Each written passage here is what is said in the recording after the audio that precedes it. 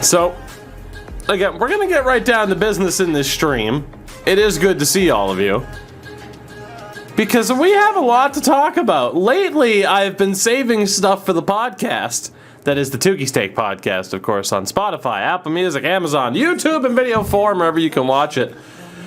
I've been saving a lot of talk for that, but my God, like we just have to talk. We have to talk right now. We have to talk. I don't know if I'll even touch NHL 21 that I have loaded up in the background. We might just stay here. It wasn't just hockey today that was crazy, though. Like, I'm not even a golf fan. Like, Phil Mickelson. He stole the day. He stole the day. At least you think. Because you had a pretty goddamn catastrophic F1 race in Monaco, which was nuts. I don't remember the last time I heard, yeah, hey, the pole position driver is not going to start the race.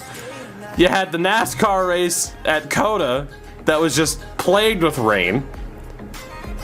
And then you get into the Premier League and those shenanigans.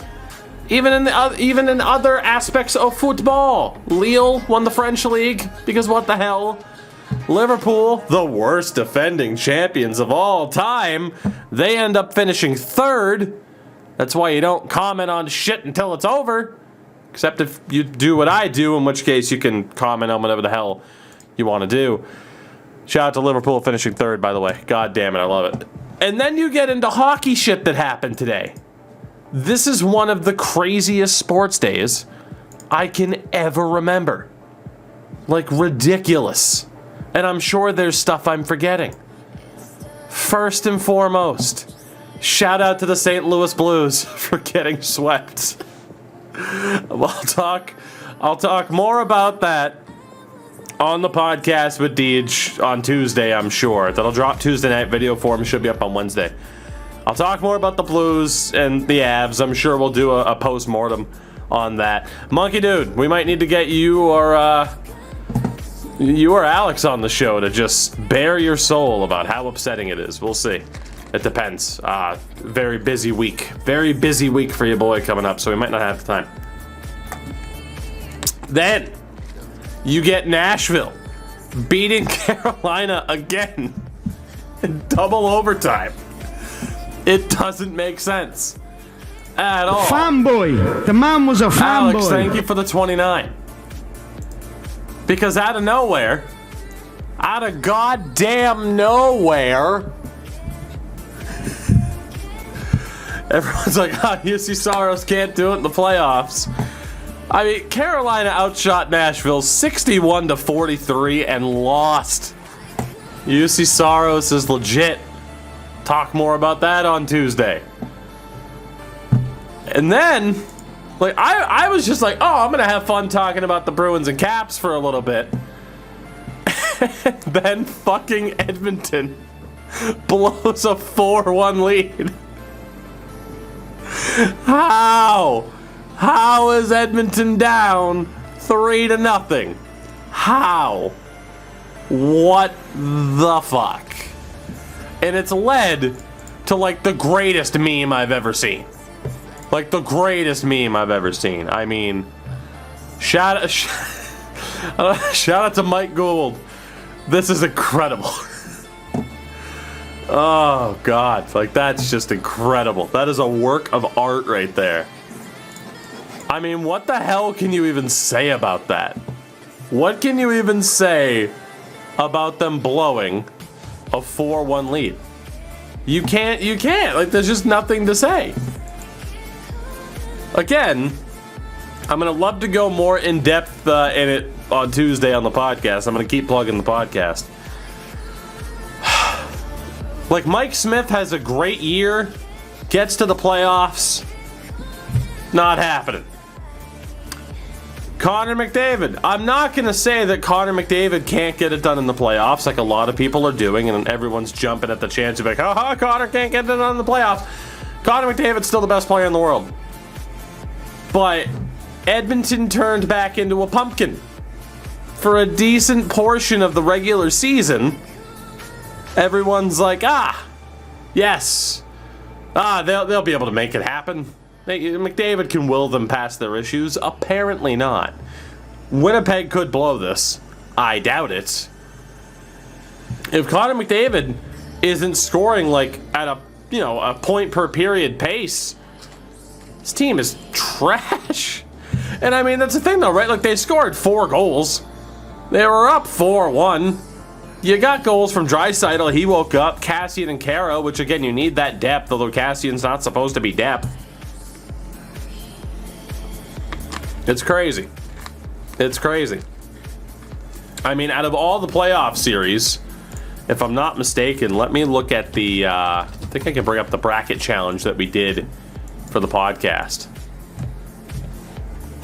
As I can now have, oh God, my maximum points. Shout out to Aussie's Take, who's crushing it right now.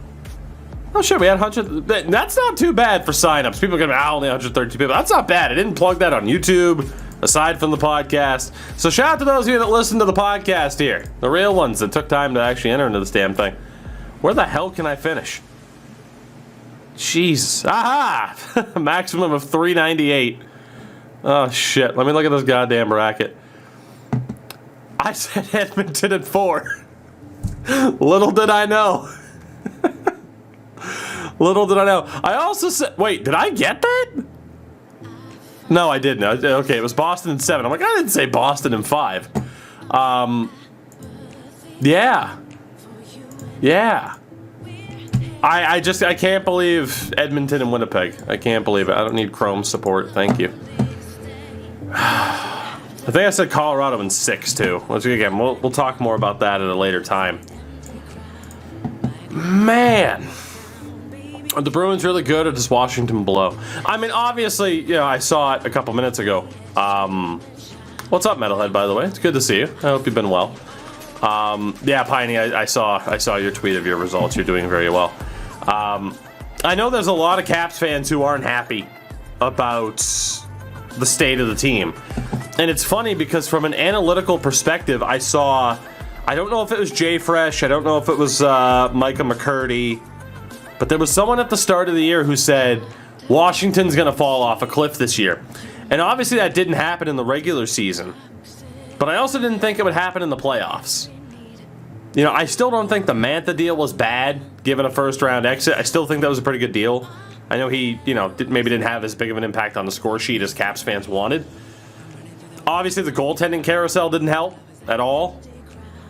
I don't know what the issue is for Washington, and I'm definitely going to think about it over the next day or two leading into that next show, because that's a conversation to have. And obviously the tweets are out there about, have we seen Ovi's last game for Washington? I don't think we have. It would be stunning if it was. It would be stunning if it was. But I mean, the Caps are in an interesting situation. Number one, they have overages on their bonuses. Chara hit a bonus tonight. Shout out to Cap Friendly, the only site that I use in light mode, because dark mode is weird sometimes. But we'll go for it for now. And yeah, I don't know what it is about Cap Friendly. I just prefer it in light mode. It's the only site I prefer in light mode. So sorry to blind everybody. But yeah, I don't really know what they do. Right? I mean, granted, there's not much to do, but they're probably not going to have that much cap maneuverability. Like, you've got to re-sign Ovi. He probably won't make that much anymore, but Ovi's 35. I'm not saying, I refuse to say it's impossible that he couldn't pull a Tom Brady and say, I want different challenges. Different amount of titles, but still, at 35, you could be like, man, I want different challenges, because this was a nightmare year for the Caps. An absolute nightmare in terms of COVID protocols and this and that. Like, it was a rough year for them. That said, I still don't think this roster's that far off from being able to win another cup. I don't see it. There are some contracts that, I'll say this, though. Number one, fuck Tom Wilson. Secondly, I had to get that out of the way. Zdeno Chara. And I was asked this in the aftermath of this, like, did Chara make a mistake? And I don't think he did. And I'll tell you why. I don't think you can call... I don't think you can call it a mistake to bet on yourself. You know? I don't think you can.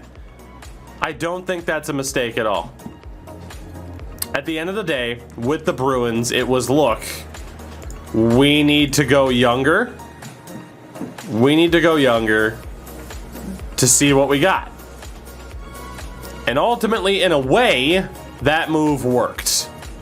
Right? At the end of the day, the Bruins did still have to go out and get Mike Riley, who had his best game of the series in Game 5. But you factor it in, too. You know, it's like if you look at the Bruins cap-friendly, right? I mean, 13 defensemen listed on roster because obviously playoffs and black aces and everything. Did Chara make a mistake? No. In hindsight, would he have been in the lineup tonight for the Bruins over Jared Tenorti? Yeah. Yeah, he would have been.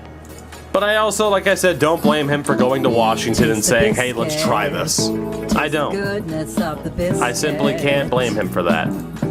As we will shout out one UCCS dropping the 5 gifted. You'll love to see it. Dropping the 5 gifted. And more, apparently. 6 gifted. And subbing themselves. All the subs. All the subs. Why? Because it's a beautiful day in the neighborhood for this Bruins fan. Thank you for that tremendously. I appreciate it. We'll just keep listening to these damn alerts. And Jake, thank you for the follow. So, all things, I thought they were done. They keep going. I thought they were done. They just keep going. We'll wait it out. It's fine. There's another one. Taste the goodness of There's another one. God damn, are we done? Oh, good for you! Now we're done. So, yeah, did Chara make a mistake? No.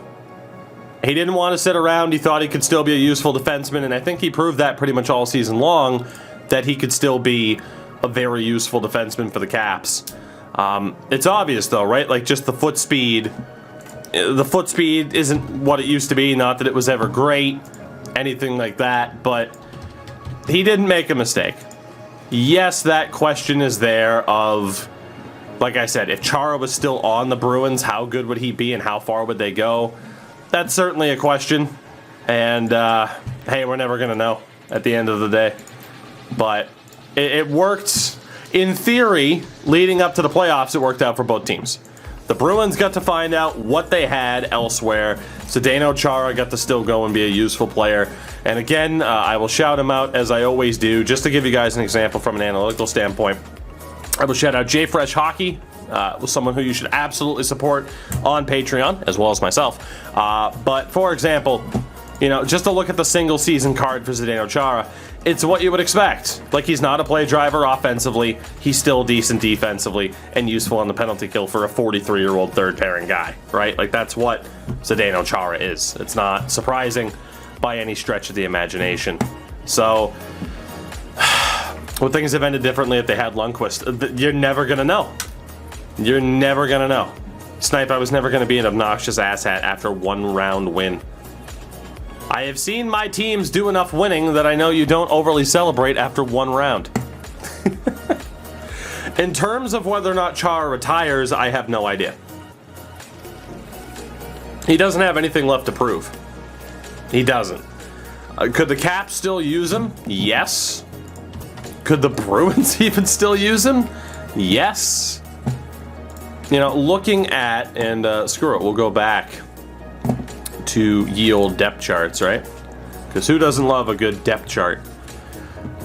You know, look at the Caps defense right now. I mean, for a left-handed shot, who are the other options that they have right now? Unless they expect Martin Ferivari or Alex Alexiev to step up, which they might. Honestly, I could see Chara getting forced back out. I could see them saying, let's go with Ferivari, let's go with Alexiev as left-handed shots, and try them out. But they're both 21, so you don't necessarily have to rush them. Kempney as well. I presume Kempney will be back at the start of next season. He's not up until next year. I wouldn't be surprised if Chara's gone. I wouldn't. In terms of him coming back to the Bruins, I mean, who the hell knows, right? Who the hell knows? I mean, right now on that left-hand side, obviously Grizz isn't going anywhere. I don't know if they're going to bring Riley back. I'd be okay with that. Even Jared Tenorti's been okay. But on that left-hand side, Jack Khan, who they signed from the NCAA this past season, or Hovakanainen's a lefty, Lozon's a lefty, Zaboral's a lefty. There's a reason why they got rid of Chara. And yeah, it sucks. It was painful to see Chara on the opposite side of the Bruins handshake line. But goddamn, doesn't it feel good as a Bruins fan? Because no, I don't think anybody. I mean, granted, predicting the Bruins in 5 or something like that was a long shot, right? Like, what were the odds of that happening? Like, I said the Bruins in 7, and that they'd get bounced in the next round by Pittsburgh or the Islanders because these two teams would have beaten the hell out of one another. So I don't know. He could come back and retire as a Bruin, that I agree with. In terms of, again, Ovi being on the move, anything could happen. I mean, did they have Nick Wolfless as a goalie? They might have. I don't know. I think it was as a defenseman. But, I mean, in terms of what happens now for Ovi, I mean, yeah, the thought is, is he going to be like Datsuk? Is he going to run back, or not run back, but is he going to go back to the KHL and just make a crap load of money at the end of his career? He very well could. I mean, it's up to Alex. Pretty much, it feels like it's up to Alex Ovechkin when he's done. Even though, you know, he wasn't exactly on his game in this series. The stats are out there to show, like, that was Washington's main offensive strategy for a lot of the time was, you know, pass the ball to Tucker, pass the puck to Ovi, and hope that Ovi does what Ovi normally does, and he didn't for the majority of this series, and that is a big part of the reason as to why it didn't go down that way. You know, you don't bank on Ovi leaving, because even though it's obviously possible, Chara left Boston, Tom Brady left the Patriots, like, these moves happen. Give Kobe the ball, pretty much. Like, those type of moves happen in the NHL, but they're the type of moves where it's like, okay, it's not going to feel real or like it was actually possible until it happens.